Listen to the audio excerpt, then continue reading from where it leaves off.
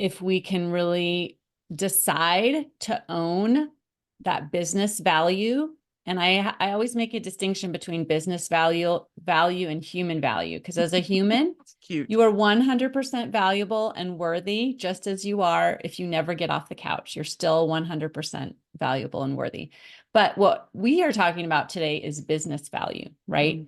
And taking all of that value and turning it into a business and making a lot of money from it. Welcome to the Business Ownership Podcast, brought to you by Awareness Strategies, helping you navigate the waters between entrepreneurship and ownership. Hey there, peeps. This is Michelle Nedlock, and I'm super glad that you're here with us today because I'm here with my most amazing guest, Melissa. Melissa, thank you so much for being here with us today. I'm so glad to be here. Thank you for having me. So give us the highlight of who you are and what you do for business. Yeah, so I am the founder of the Avanti Business Academy for Women, and I believe that any woman can create financial freedom through entrepreneurship. And I started my business almost 19 years ago. It'll be 19 years in March. Congratulations. It's awesome. Yeah. And so I have spent my career and my life helping businesses to market themselves and grow and create financial freedom for their owners. So Beautiful. So back then, what got you into business coaching as your thing? Why did you pick that one? yeah, so great question. I got my MBA in marketing in New York and worked there and did the whole hustle thing. And then 9/11 hit. And I lived through that experience in New York. And I saw a lot of my neighbors, classmates, colleagues, friends perish that day.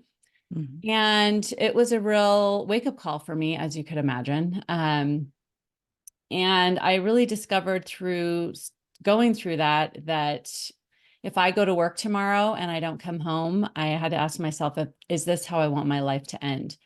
And the answer was no. And so I knew I needed to make some changes. And I knew that I loved the work that I was doing, but I didn't love my life and how I was doing it. And so I decided if I was going to pursue a career, it had to be doing it on my own terms. And that really is what spurred me to become an entrepreneur and try something different. So I left New York City. I moved back to my home state of Colorado, and I started my own business where I could have a dog, take 2 hikes a day, and still do meaningful work and grow a business that was successful. So I've been profitable and making money the whole 19 years. And I decided I wanted to offer that same help to fellow entrepreneurs. I discovered coaching in my own growth journey and couldn't help but want to turn around and help women because I have a female brain. I work a lot with mindset as well as marketing and business development. So, yeah. Wow, there was a whole lot of courageous moves going on in that whole scenario. That is awesome. So, did you find it harder to start your business back in Colorado again, or was it harder to get a foothold in New York when you were there? Well, so when I was in New York, it was right at the dawn of the internet boom, and which was super fun. And I was working in the tech industry, working for internet startups and helping businesses get started. And I was normally doing that with a team of people, and I would be in charge of the the marketing and business development. And so I was working with a team of people.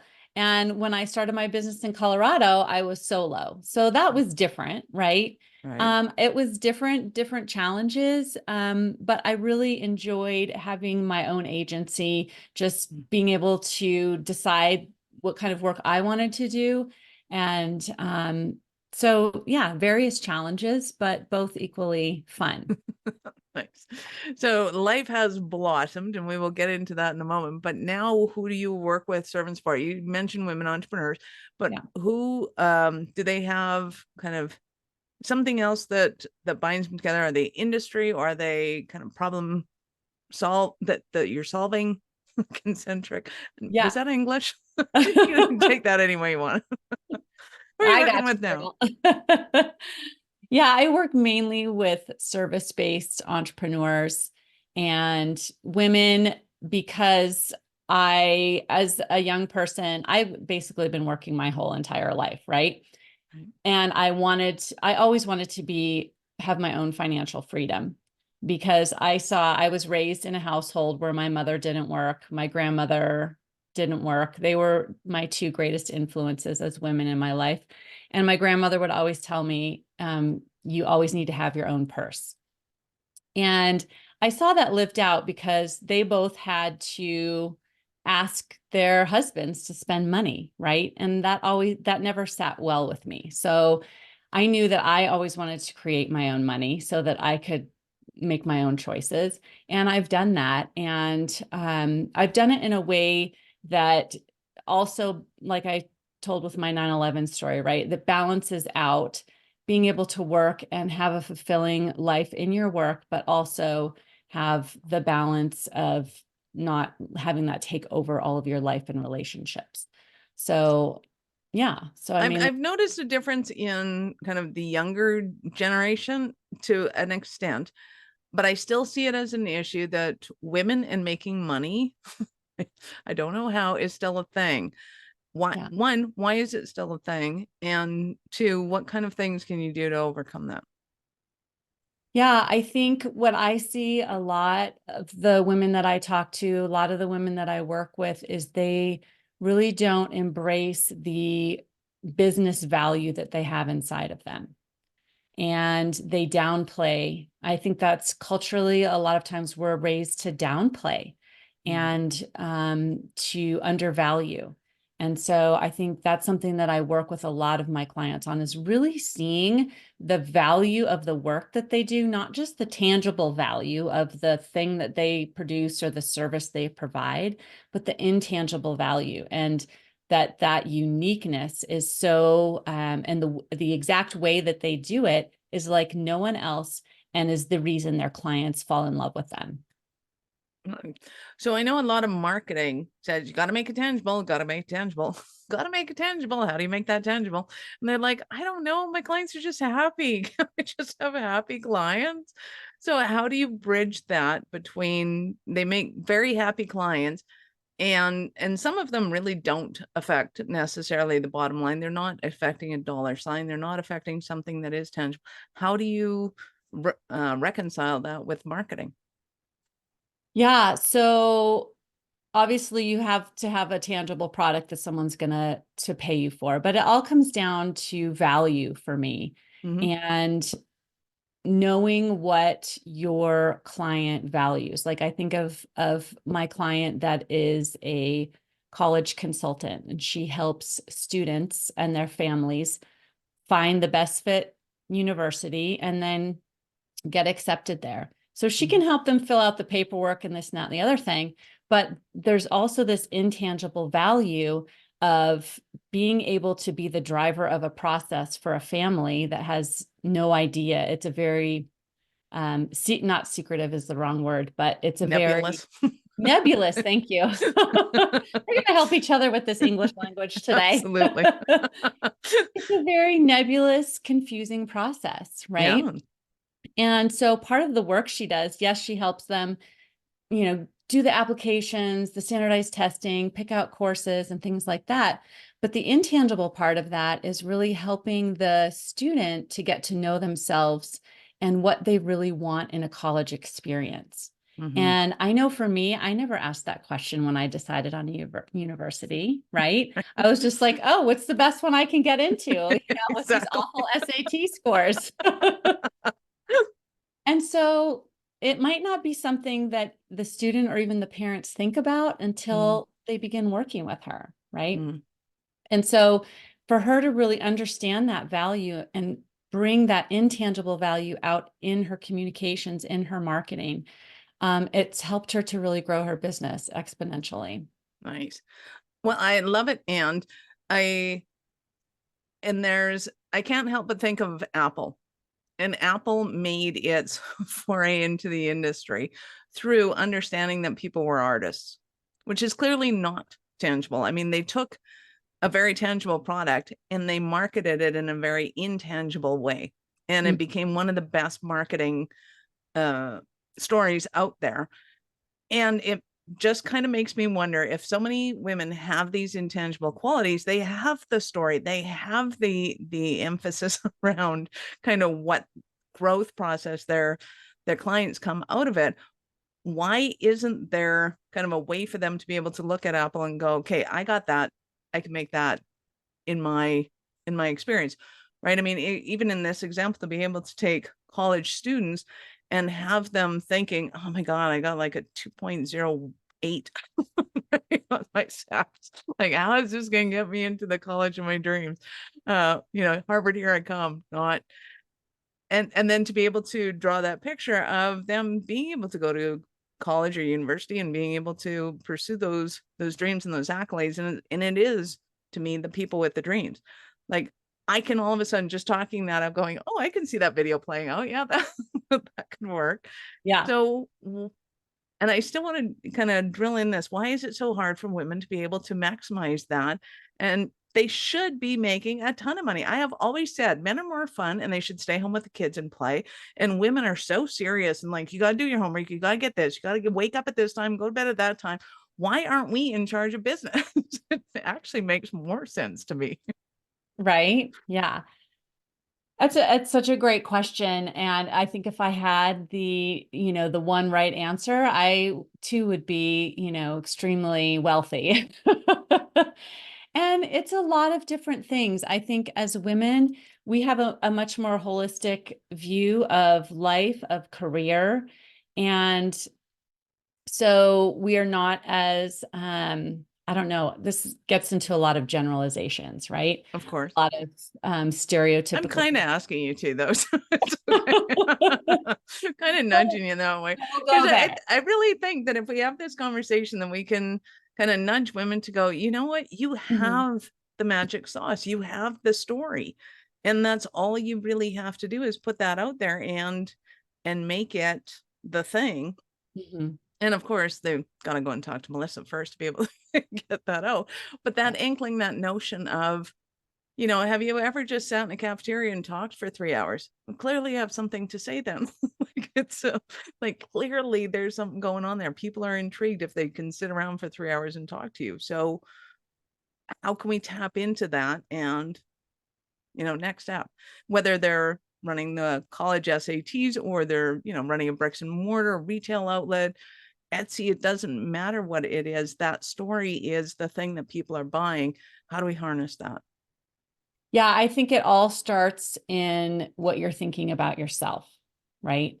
That women, if we can really decide to own that business value, and I always make a distinction between business value and human value, because as a human, you are 100% valuable and worthy just as you are. If you never get off the couch, you're still 100% valuable and worthy. But what we are talking about today is business value, right? And taking all of that value and turning it into a business and making a lot of money from it. And so what I see is it's all in how we're thinking about our own business value. And I think it comes a lot, for me personally, it's come a lot out of being raised up in the educational system, in my business education, around kind of that corporate culture, right? And that we have to almost fit in order to succeed. But what I have found, and why I'm so passionate about helping women, is that your uniqueness and the unique way that you do things, your 1 in a billion way that you do things, is your business value. So you don't have to do business like a man. You don't have to do business like, Michelle or Melissa. You're going to do it in your own way and own that and stand in your power in that and have your own back. I think oftentimes we don't have our own back, right? We make a decision and then we wheel back on ourselves and sabotage ourselves. right? I But think it was Napoleon Hill. It said, just make a decision, then make that decision right. yeah, exactly. And it's hard, but that's Mhm. really what we need, is to have that appreciation for our own selves and our own uniqueness, and realize that when we apply that to something our clients want, that's where the magic and the money is. Nice. So when you're working with women, what does that look like? How do you help them to draw that out? So we really start out with, and I've been doing so much work this year on myself and with my clients around envisioning your future and what do you really want, right? And it starts with that, like Simon Sinek, start with why. We go back there, and why? Why do you want to do this? And we know from the research that women start businesses because of a passion and a mission that they're on, right? They and maybe that's part of it too. They start more with mission and less about finance, right? But we can have both. And so I always start with, what do you most want and why? And really get to the crux of that, because that's what's going to motivate us and keep us moving when the times are hard. Nice. And do you, in your experience, is it mostly kind of people's family that they're basing that why on? Or can it be mission driven of, hey, I want to help the world, or, I want to wake up in the morning and know that I've changed somebody's life? Or is it like, what have you noticed is the trend for most of your clients? A lot of it comes out of personal experiences, something that happened to them or something that happened to someone in their family.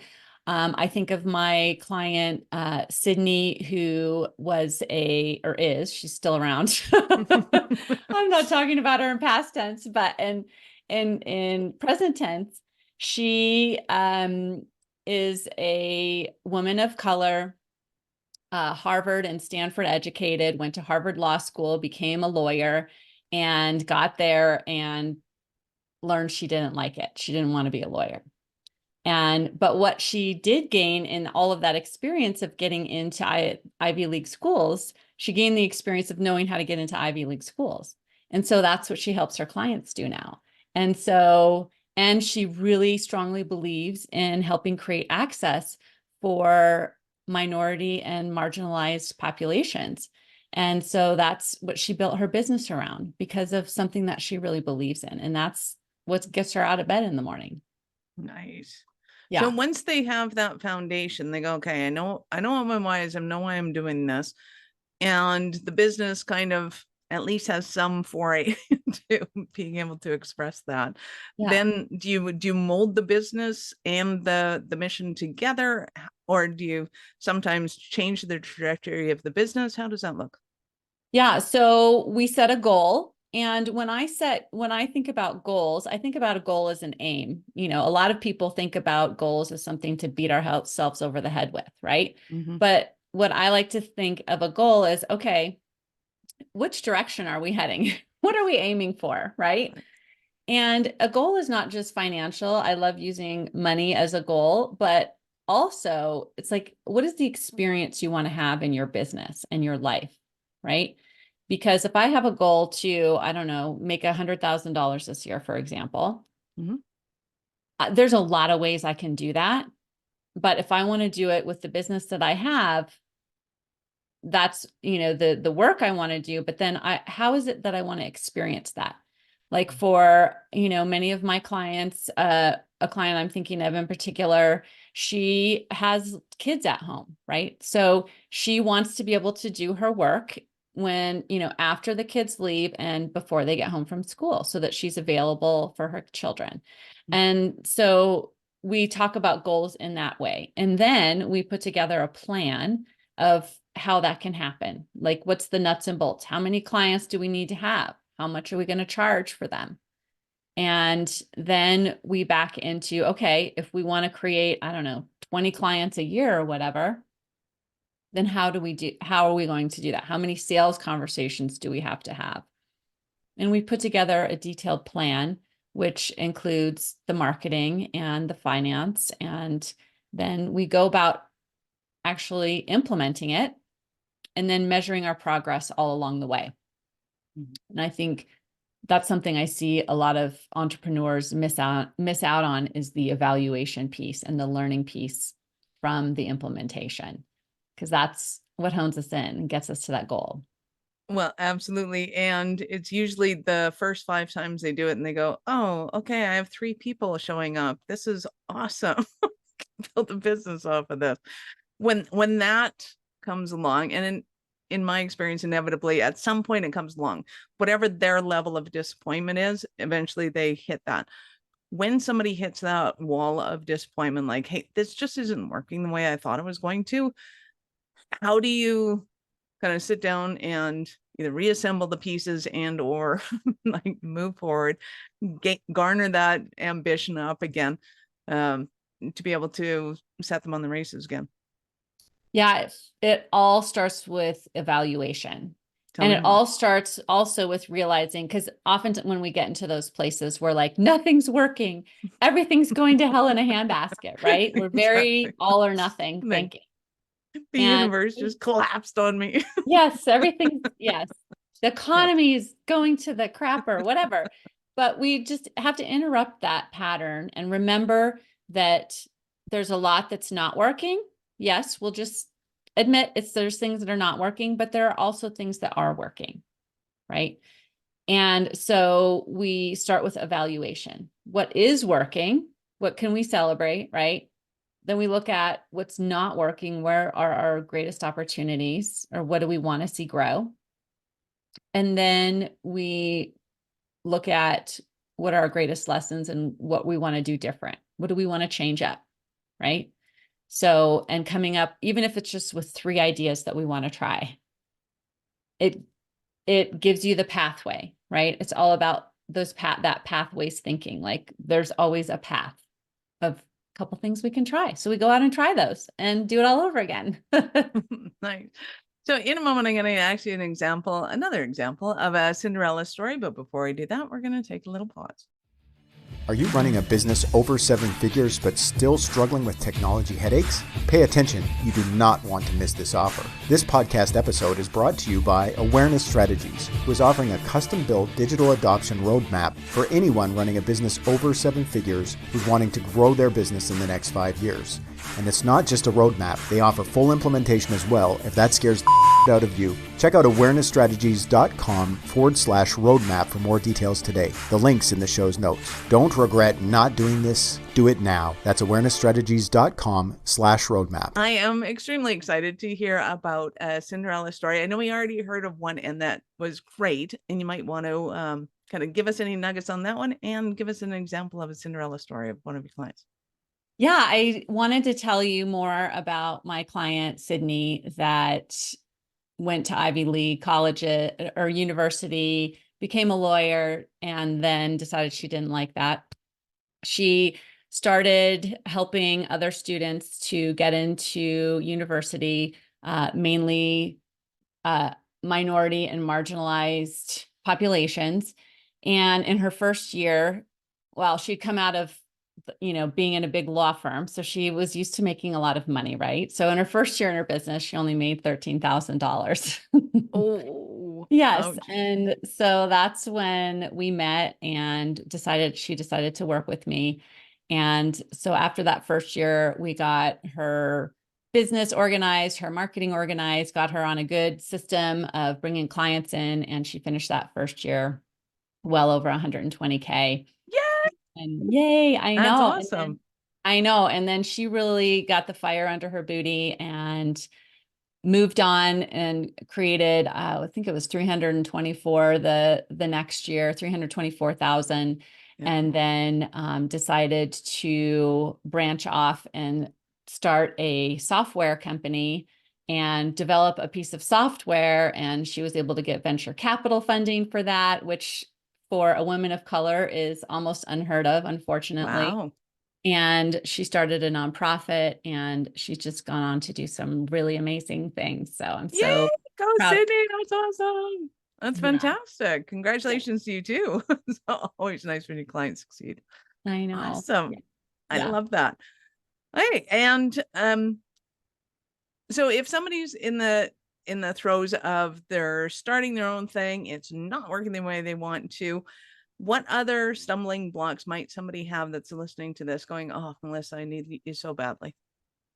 Yeah, what I often see is when clients come to work with me, they're often in a place where they know their business is a great money-making venture. Like they've established that it's a viable business, right? And so money's starting to come in, clients are starting to come in, and they really want to streamline and simplify. And that's part of the work that I do with them. We streamline and simplify their marketing. I help them with cash forecasting, and really understanding their numbers, both marketing wise and financially. And we really start to put a structure that's simple and manageable for them and their life and the team that they have or don't have at the time, so that they can really optimize what's working and simplify or eliminate things that aren't working, and create a joyful business that they actually enjoy working in and not having to work all the time. So Love it. So I know our listeners are going to want more from you. How did they start that journey with you? yeah, so my website is a great place to start, which is melissamkellogg.com. I'm sure it'll be in the show notes. I also have a podcast, the Doing Business Like a Woman podcast. And so those are really great places to get to know me. And you can also obviously always book a call with me right there from my website. Nice. I love it. We will, of course, have all of Melissa's links in the show notes. So go ahead and click on those, open up in a new browser because we're not done yet. I do want to talk about the Women Doing Business podcast. Tell me more about that. Yeah, so I thought about doing a podcast for about 4 years before I actually got up the guts to do it. And so when I started it, really the whole impetus behind it for me, number one, was just to learn to trust my voice and to start sharing my ideas on a larger platform, right? And I wanted to really help women to see that and teach them and inspire them around developing a business that is for them, that works for their life, and that they can do business in a way that they uniquely want to do it, that they don't have to do it like a man. They don't have to do it like the business gurus or, whoever they may be following. They can create their own thing. And so I just wanted to encourage them to do that. Nice. I love it. And when it comes to the business coaching side of things, do they just connect with you and go, hey, I'm interested in looking at what you got going on? Or kind of do you have levels? what does that structure look like right now? Yeah, so a great way to really get to know my work is to come and join me for a class. I do classes regularly throughout the year, at least 4 times a year, classes and online group experiences. So that's a low cost, really great way to get to know me, sometimes free way, and then have a conversation. And we can talk about how I can help you, where you want to go with your business, and really give you some clarity around the best next steps. Nice. I love it. Now I get to ask you a question, and you alluded to it during the 9/11 kind of period. Wondering if it happened or if there were any seeds or nuggets before then. So I'm going to ask you, at what point in life did you know you're especially kind of crazy enough to think that you could become an entrepreneur? Were there any nuggets of, yeah, you could do this like before that? Yeah, actually, when I was 15, I had a paper route with a friend of mine, and the way our newspaper ran, hired kids to deliver papers was, well, at that time it was an afternoon newspaper. And it was almost like a business. So we had to buy the papers from the newspaper, and then we had to go out and collect the subscription fees from our, the families that we delivered papers to. And so that was kind of my first, well, that and babysitting, my first opportunities to learn about having a business. And I loved it. I loved it from the very beginning. Nice. I love it. You have been absolutely awesome. Any last words for our peeps? Thank you so much for having me. This has been so great to get to talk to you. And I just encourage everybody to don't stop believing, don't stop trying and going for it, because if Your success is always just beyond that next corner, right? Just keep going. Love it. Thank you so much for being here with us today. I appreciate it. And I know how valuable your time is. Thank you. Awesome. Peeps, this is Michelle Nedelec. Thank you for being here with us today. Be sure to subscribe to the show and share with your friends. We love helping entrepreneurs grow.